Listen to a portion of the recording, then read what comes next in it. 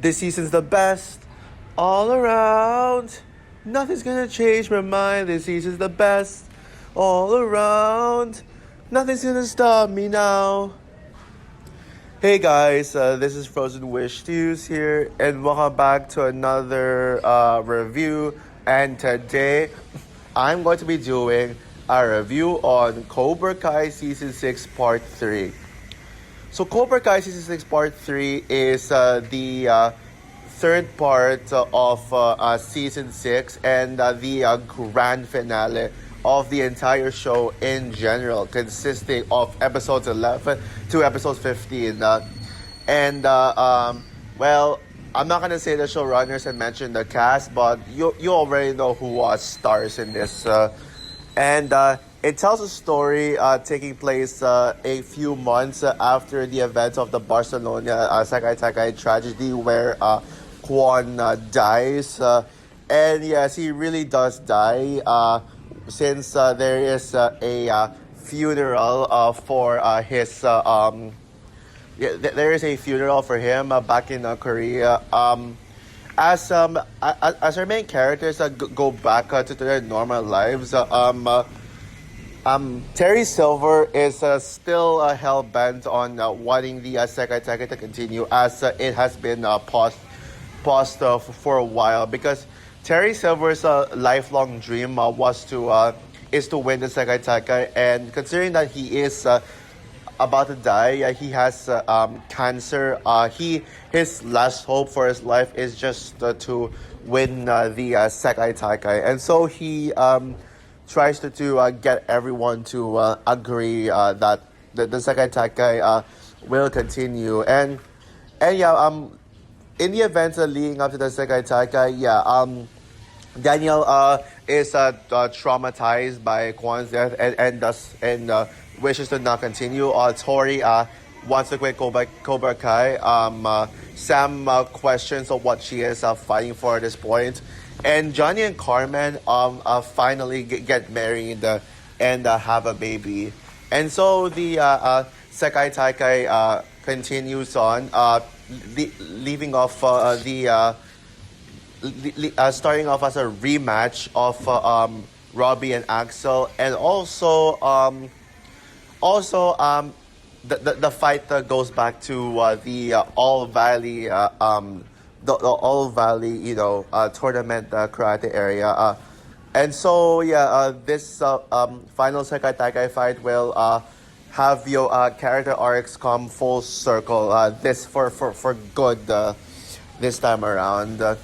So now this will be a spoiler heavy review. I know that my subscribers are not into Cobra Kai, because literally the only person who actually from my subscribers who actually gives a shit about this show is my good friend Harry Thomas. He's like the only one who really I feel like he's like the only one who actually watches my Cobra Kai reviews. Maybe Gwen does, because he told me that he watches all my videos like from start to finish. But Harry Thomas is like the only Cobra Kai fan, and I know for a fact that he has already seen this part, so I'm gonna spoil the shit out of this one. And if you are going to bitch about it in the comments, say, "Oh, Frozen, why are you giving away this spoiler? No, you ruined it for me." Well, it's your fault for not watching it. So if you're gonna bitch about it and not actually watch the show, then fuck you. Now I think people should know by now that Cobra Kai is my number one favorite show of all time. The only show that I think can possibly dethrone this one is the incoming Marvel Young Avengers show called Champions. I think that one has a chance, as Champions is now that Cobra Kai is done. Champions has become my most anticipated TV show of all time, moving forward into the future. But Cobra Kai is a show that really meant a lot to me. Now, the one thing that makes Cobra Kai my favorite show of all the time is that one, it is very easy to watch because of how fast paced it is. The characters, especially the teen characters, they really resonate with me a lot, and they really make me feel like I'm in the world of Cobra Kai and I'm hanging out with these characters. And third, yeah. And third, yeah, the karate fights are beyond epic. And yeah, I am a massive Karate Kid fan, you know. And karate is my favorite sport of all time. I do take karate lessons. And I and yeah Now when it comes to season 6 in particular, y'all know that season 6 is my favorite. Sorry. Season 6 is my favorite season yet of Cobra Kai. This season is peak, and it's a shame that people call season 6 the worst Cobra Kai season ever. Sure, there are no weakest Cobra Kai seasons. Even season two, even season two is peak, despite it being my least favorite Cobra Kai season. But season two is season six is my favorite to me. Part one. I think part one is the most underrated part in all of Cobra Kai.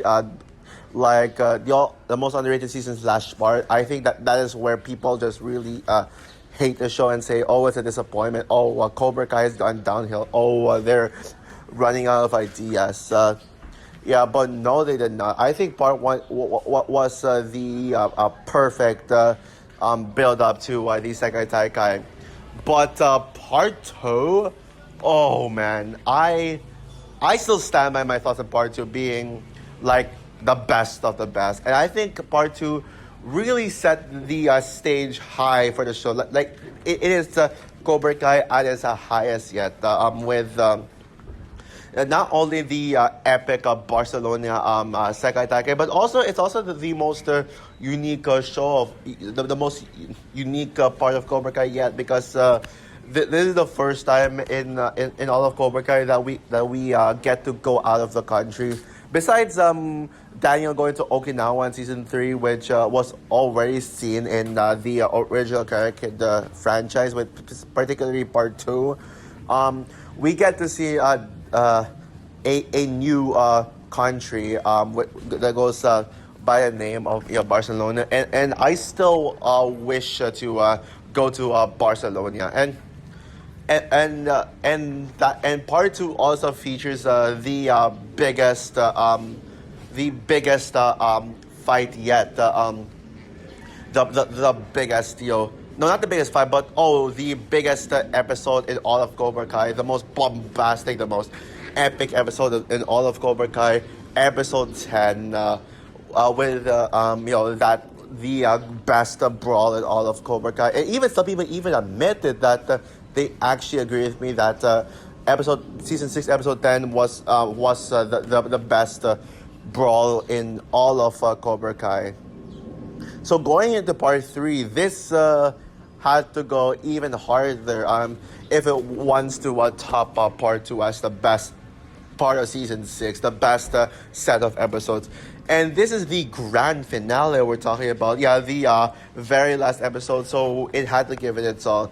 And that trailer, best trailer of the year so far, way better than that shitty How to Train Your Dragon remake trailer.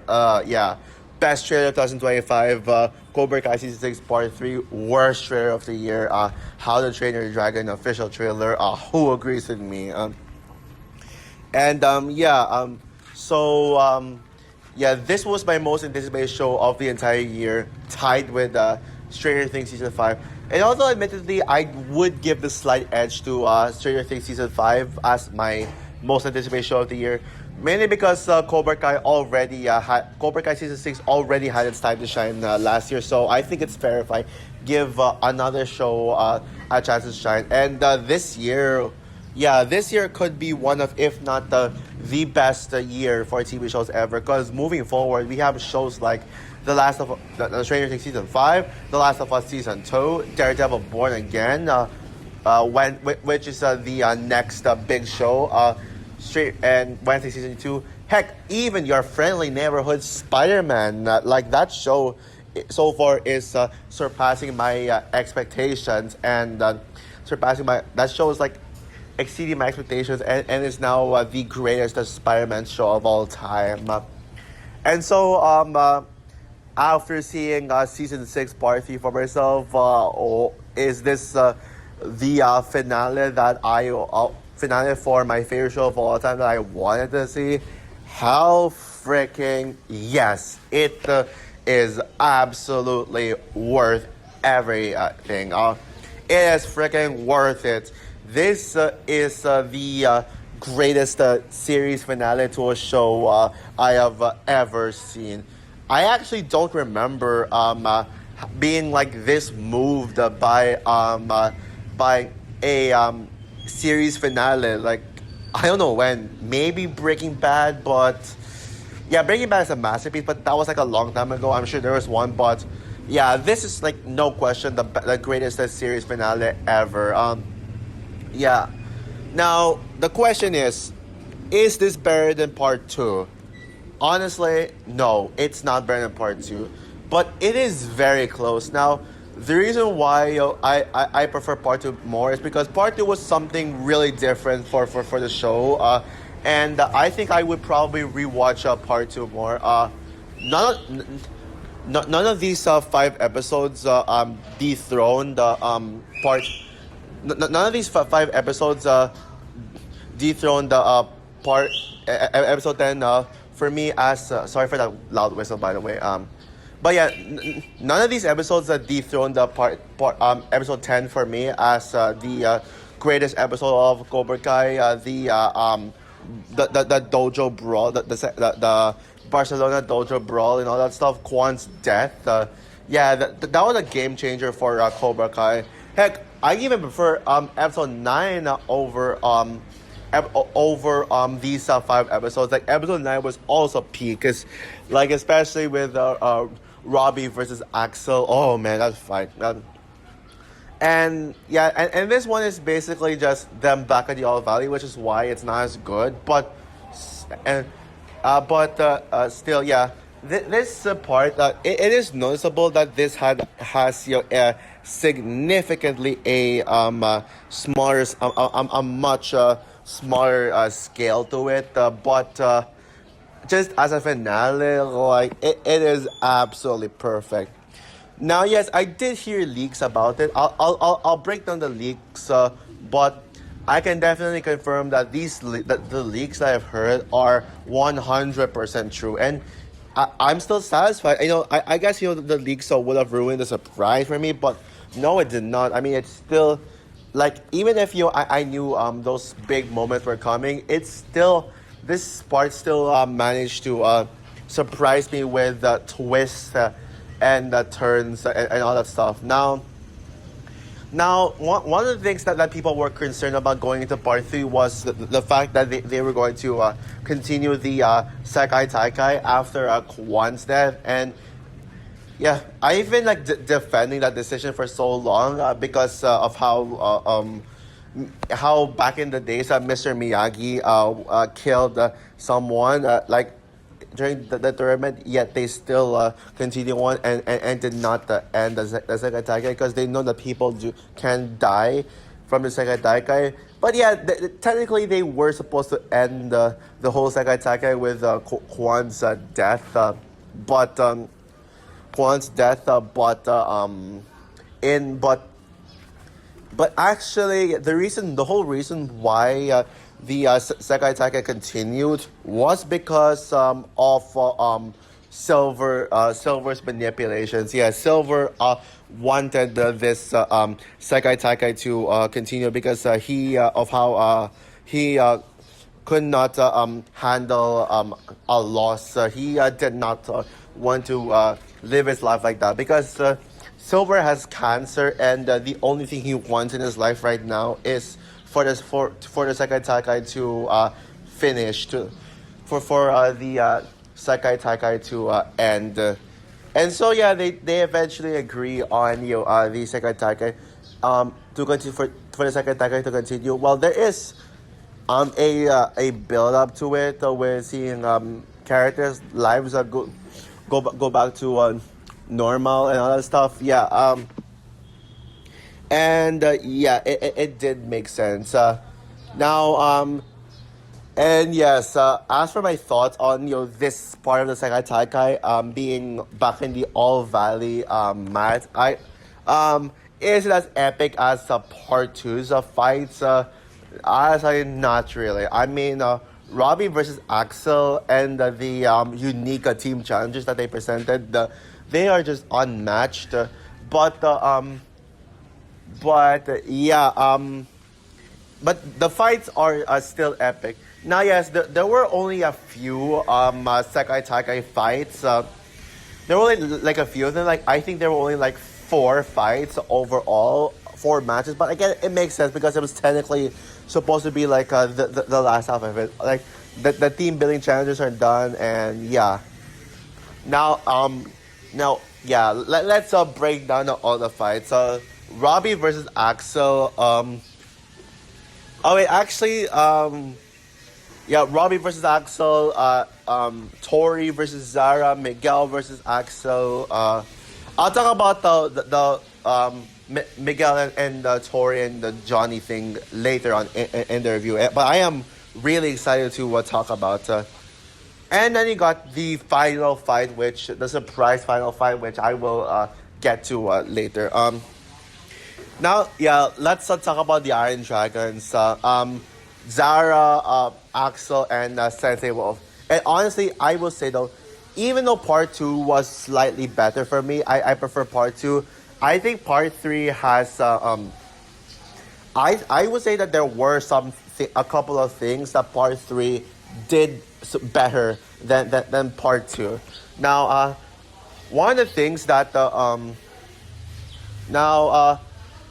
one thing that this did better than part two is basically both Axel and Sensible's character.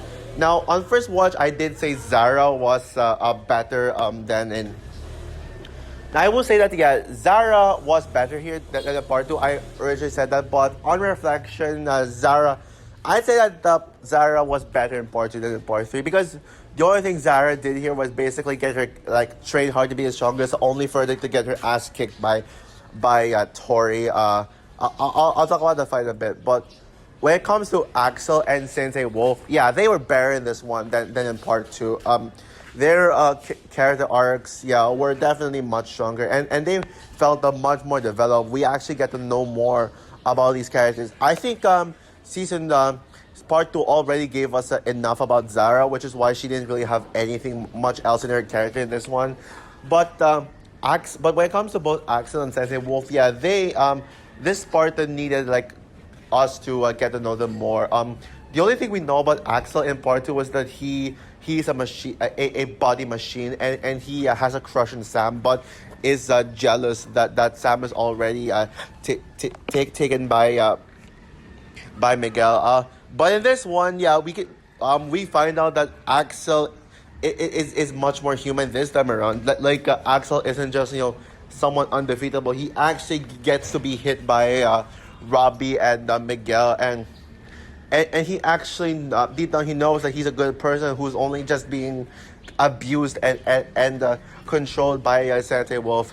And Sensei Wolf, yeah, he's so desperate to make Axel his best fighter, but then he started to go downhill because he knows he knows to control himself now. The only reason why he was he was unstoppable in the Sekai Taikai was in Barcelona was because of Sensei Wolf deliberately controlling him.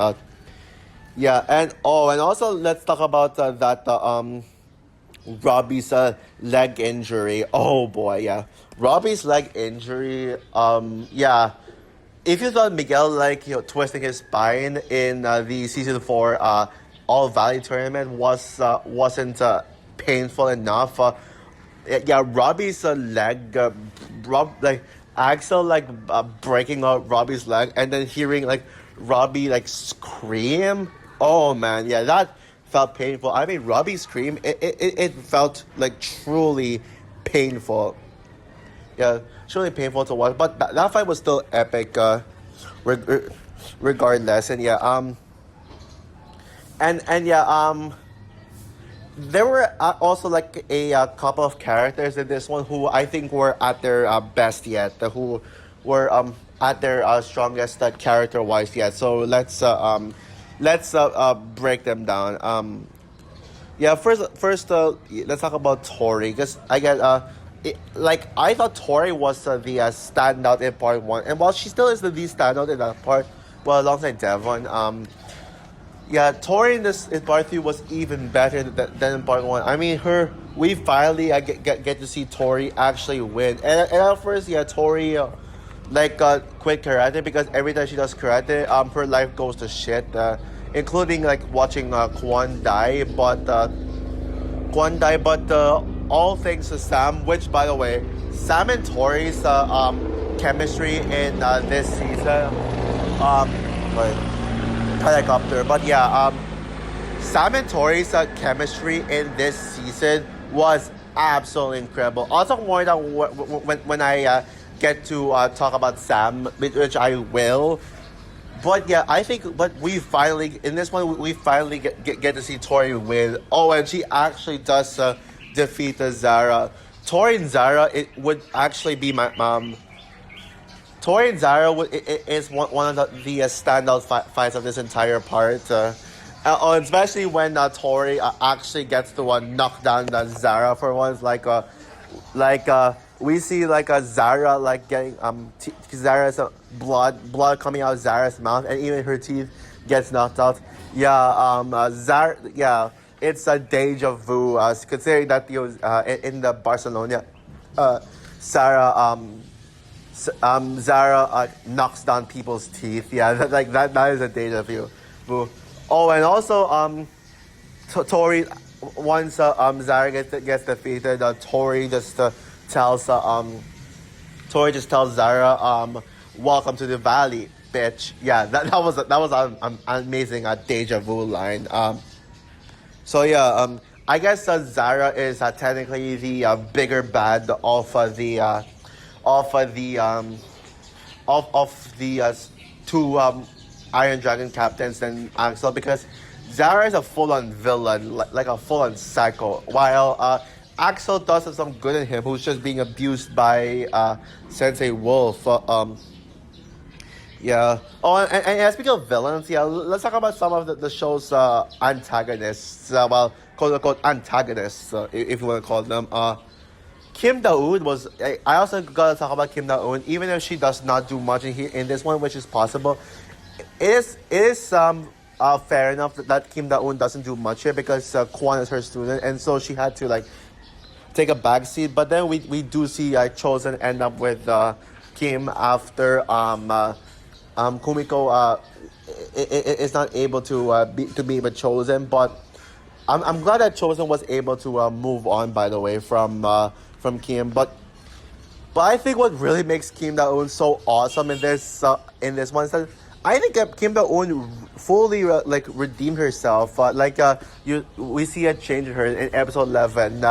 If you thought Kim Da-eun was a badass in season 5, you ain't seeing anything yet until you see that part in episode 11 where Kim Da-eun literally kills her own grandfather, Master Kim, with Master Kim's own signature move. That is incredible. That really had my jaw drop, and it really gave me chills. That was awesome. And yeah, as for Kreese, yeah, we actually for once get to see Kreese redeem himself. Yeah, that was the character arc for Kreese that I have been personally waiting for. And Kreese is one of those characters who was at his best in this whole part. Like seeing him redeem himself and actually be loyal to Johnny now. Yeah. And yeah, I know people have been speculating for years that Kreese and Silver were actually going to die. And yes, they do die in this part. Kreese and Silver's death was one of my absolute favorite scenes in this entire part 3. That is unlike anything I've ever seen from Cobra Kai. Cobra Kai, yeah.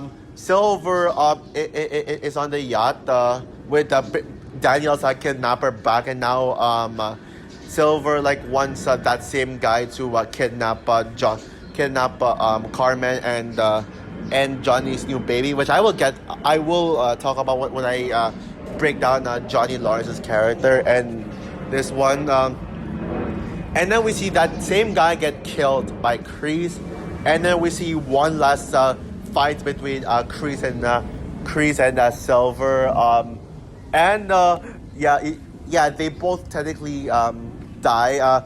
Kreese commits suicide while killing Terry, and you want to know how that happens? Well, yeah, like Kreese like knocks when Kreese kicks Silver, Silver like lands in oil tank like spilling, and then the cigar is there.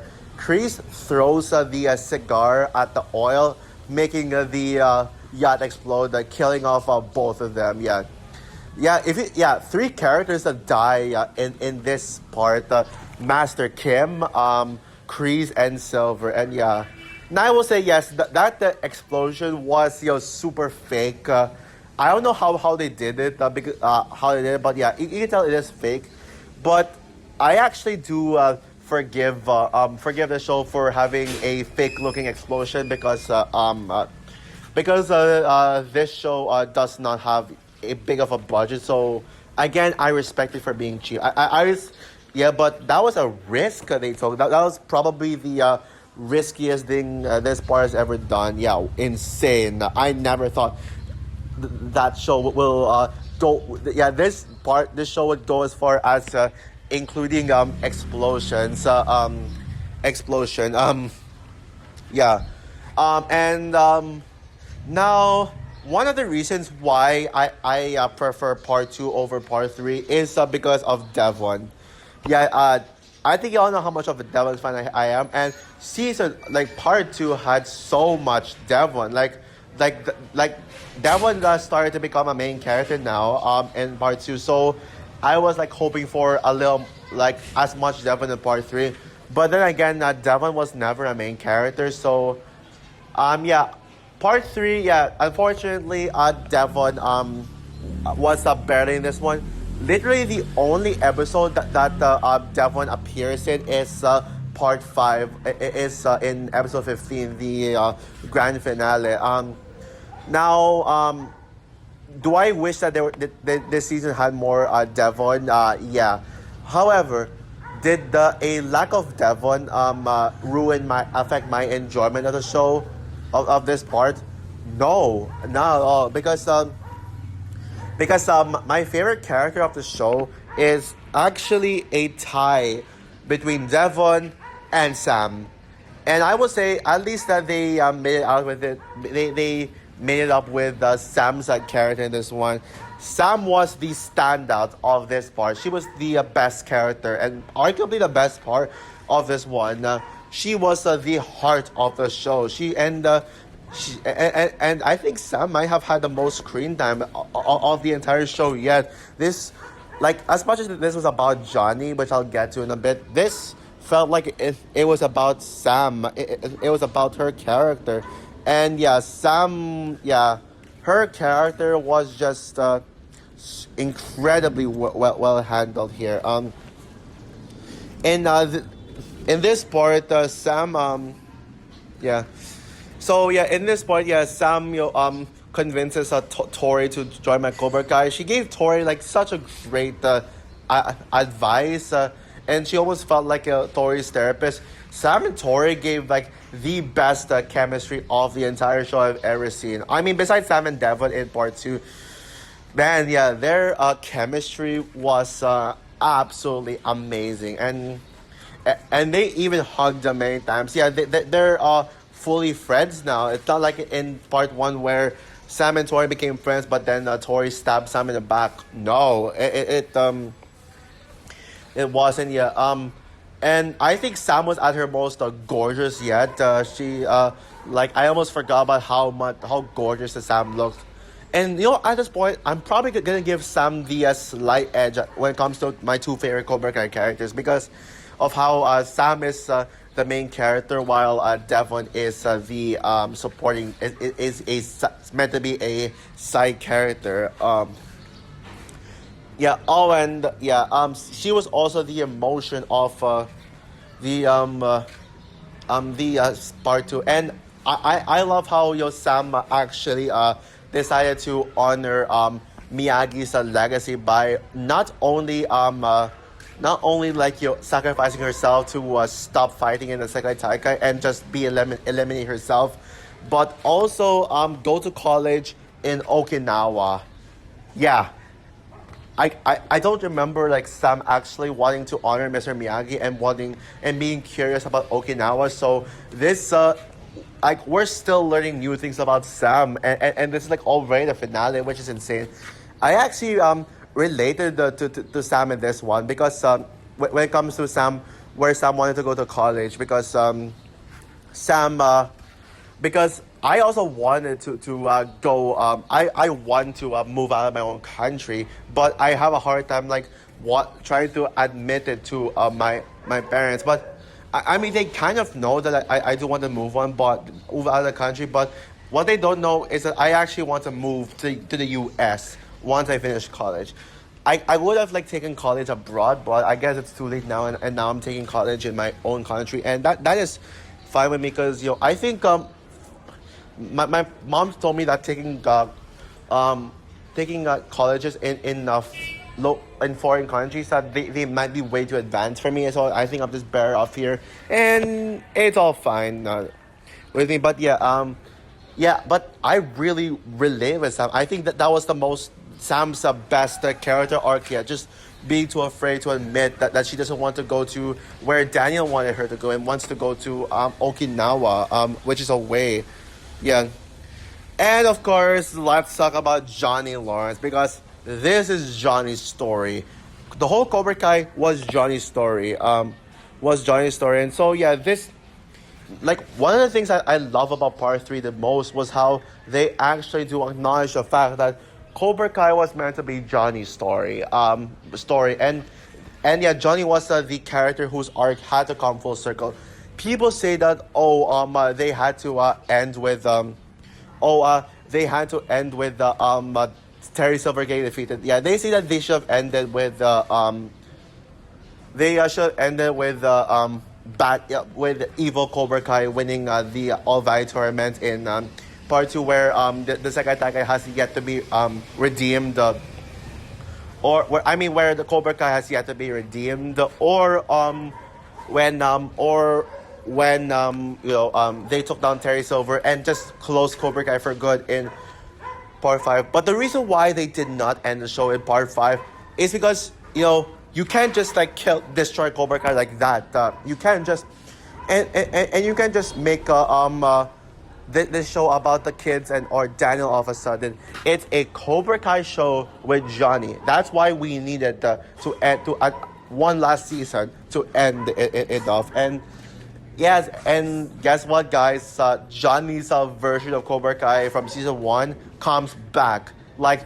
And we actually get to see the original Cobra Kai geese back and Miguel and Tori trying to honor Johnny's Cobra Kai. Yeah, that part where we see the reveal that Johnny has brought back his version of Cobra Kai is just so good, man. It's so good to see. And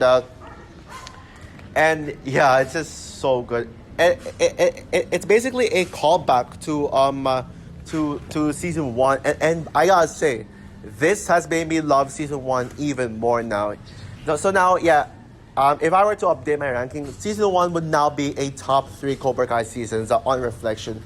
So my updated ranking of it, to me, number 6 is season 2. Number 5 is season 4, which, yeah, season 4 could have been my least favorite season, but I just cannot call Devon Lee's introduction season the weakest season.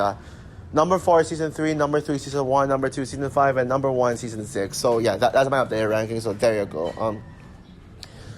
And yeah, Johnny's and yeah, William Zabka gives his best performance yet. Now, granted, every single performances are so good in this one. They're so good. Mary Mouser is also incredible, but I think it's William Zabka who gives his best performance yet. Yeah, especially the scene where Johnny confronts Kreese for the last time before they both. Kreese actually reveals to Johnny that he actually has redeem himself, and we see like Johnny just getting so angry at Kreese for like how Kreese has ruined his life and how he has turned Johnny into a bully and then trying to like kill him after losing the tournament. Yeah, William Zabka's acting. And yes, William Zabka already wins my Frozen Awards for Best TV Show Actor in the Frozen Awards 2026. I guarantee you, he will win that award. And now but what really made Johnny's arc come full circle is that Johnny finally gets his chance to win a tournament, a karate tournament, which he has been wishing for since his teenhood years. And so considering that the Cobra Kai and Iron Dragons ended up as a tie, we actually get to see Johnny and Sensei Wolf battle the senseis in order to break the tie. And that fight is the culmination of everything Johnny has gone through, from his loss to Daniel in the original Karate Kid to now. And so so the fact that Johnny actually managed to win the second Daikai against Sensei Wolf and be crowned actually crowned like second Daikai champion. That fight really made me cry. Like I don't remember being this emotional in a fight since Captain America versus Iron Man in Captain America Civil War. That was amazing. And I think I'm actually about to cry right now when I'm about to talk about the ending. And so the show technically ends. I'll talk about the ending later on. But let's talk about the fact that Johnny and Carmen finally got married, and we finally get to see their baby, and it's a daughter, and Johnny names it Laura after his mother. That is so sweet, man. And the baby is just adorable. Like, I would love to see this, like, a story involving this baby like grow up to be a teenager, to be like Sam. And I want to see how that goes. But I don't know if we're gonna get it, but maybe in a fanfic. What else? And also I should mention the training montage as well. Oh my goodness, that training montage, that is the best training montage in the entire show yet. I mean,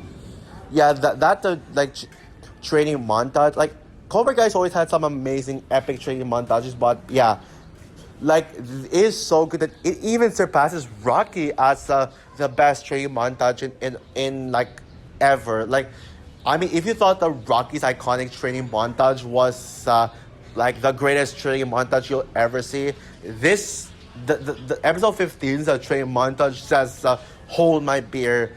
Seeing Daniel and Johnny train each other, and in montage, and then even having the you're the best all around. That song, oh my goodness, it's so good. And seeing like Daniel and Johnny like lead the jogging with citizens, with residents of Rashida. It is so good, man. It is just so good. Oh, and I almost forgot as well, the fact that Sensei Wolf actually like bowed to Johnny after losing to him. Oh, that is character progression right there. Like, Oh, and yes, the ending. We gotta like talk about the ending. This basically ends in a similar style to Return of the King and Endgame, where there's multiple endings, like multiple things going on in that ending, like how Robbie and Tori actually got a job as marketing associates for karate dojos and karate events, where they get to be like the face of promotional karate material. Johnny and Carmen finally have a new house for the family. It's not like a rent house or anything. Like, they actually own the house now. And of course the kids go to college. Hawk and Dimitri, they go to Caltech. It may not be MIT, but they're still happy that they went to they both went to a science school, especially since Dimitri is a science nerd. And But I think my favorite of the bunch in the ending is when Sam says goodbye to her family to to head to Okinawa in the airport. Yeah, this part is very emotional. I cried a lot of times, and the fact that this show in general ended just made me cry. But Sam saying goodbye to her, to Daniel, Amanda, and even Anthony in the airport. Oh man, yeah, that got me bawling like a baby. That was the most emotional part of like the entire Cobra Kai in general. Yeah, just so sweet. And also we even got to see like Miguel actually follow Sam, only to like, because like he's not ready to separate from Sam yet, so he just wants to accompany Sam in Okinawa. He just wanted to treat Sam on like a vacation around Okinawa, since they did not get to do that in Barcelona. Yeah, and of course, yeah, Sam and Miguel kiss, the greatest couple of all time, like one of the greatest couples in all of media. And speaking of which, guys, happy Valentine's Day. I can't forget that. So overall, Cobra Kai Season 6 Part 3 is it may not be the best part of Cobra Kai, as that will still go to Part 2, but it is still the most satisfying TV show finale I have ever seen. And yeah, take notes, Game of Thrones. This is how you end a beloved TV show. This is how you do it, not Game of Thrones. Even though, yeah, admittedly, I don't hate Game of Thrones Season 8 as much as others do, but yeah, if you want to see a TV show finale done right, this is how you do it. And yeah, so with that said, guys, I'm going to give Cobra Kai Season 6 Part 3 infinity stars out of 5. I predict that Stranger Things Season 5 will be tied with this as the best TV show of 2025, but let's just see how it goes. And so, yeah, but before I conclude this review, I would like to make an announcement that I am planning to make my own fanfic of Cobra Kai, of Cobra Kai. Yeah, so, yeah, like basically an expansion of it, like a Cobra Kai sequel fanfic where we get to see how their lives are moving forward, and even probably will include Laura like growing up as a teenager.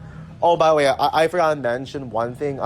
Johnny, one of the endings had Johnny reopening his Cobra Kai dojo, and Devon, Kenny, and Anthony are Kenny, Devon, and Anthony are together. So yeah. Now I'm not sure where exactly I would post my fanfic. It's either on my Instagram or YouTube. So yeah, look out for that in the future. So yeah, what are your thoughts on Cobra Kai Season 6 Part 3? Would this be your favorite part of all of Cobra Kai?